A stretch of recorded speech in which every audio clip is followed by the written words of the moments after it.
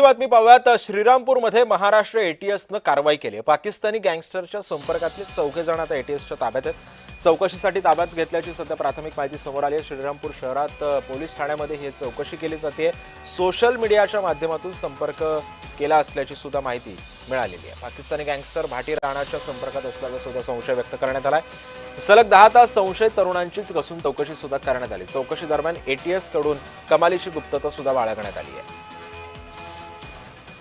श्रीरामपूरमध्ये महाराष्ट्र एटीएसनं कारवाई केलेली आहे। सोशल मीडियाच्या संपर्कातून ही कारवाई केल्याचं समजतंय। पाकिस्तान गँगस्टर बोललं जाते। 10 तास कसून या तरुणांची चौकशी सुरू आहे।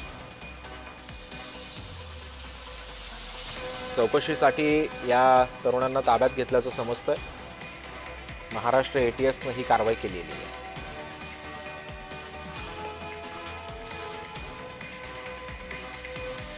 या सगळ्या संदर्भामध्ये अधिक माहिती जाणून घेऊयात। माझा सहकारी जयेश सावंत आपल्या सोबत आहे। जयेश, महाराष्ट्र एटीएसनं ही मोठी कारवाई केलेली आहे। चौकशीसाठी ताब्यात घेतलेल्यांची सध्या 10 तास चौकशी सुद्धा करण्यात आलेली आहे।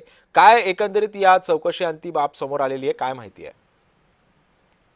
नक्कीच सिद्धेश, ही मोठी कारवाई जी आहे महाराष्ट्र एटीएस कडून करण्यात आली, कारण की काल अचानक जे आहेत कालच पहाटेच्या सुमारास महाराष्ट्र एटीएसचं पथक जे आहे ते श्रीरामपुरात दाखल झालं आणि स्थानिक पोलिसांना सोबत घेऊन त्यांनी 4 जणांना जे आहेत ताब्यात घेतलं। जवळपास 10 ते 11 तास जे आहे त्यांची चौकशी केली।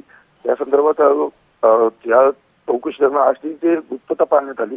मात्र जी माहिती समोर आली की हे जे युवक होते ते 4 तरुणांची जे चौकशी झाली ते थेट पाकिस्तानमधील गुंडांच्या संपर्कात आणि तेही सोशल मीडियाच्या माध्यमातून संपर्क झाल्याची माहिती समोर आल्यानंतर ते आहे ते चौकशी झाली आणि चौकशीनंतर त्याच युवकांना सोडण्यात आलं। सतीश, नक्कीच धन्यवाद जयेश, तुम्ही दिलेल्या सविस्तर माहितीबद्दल।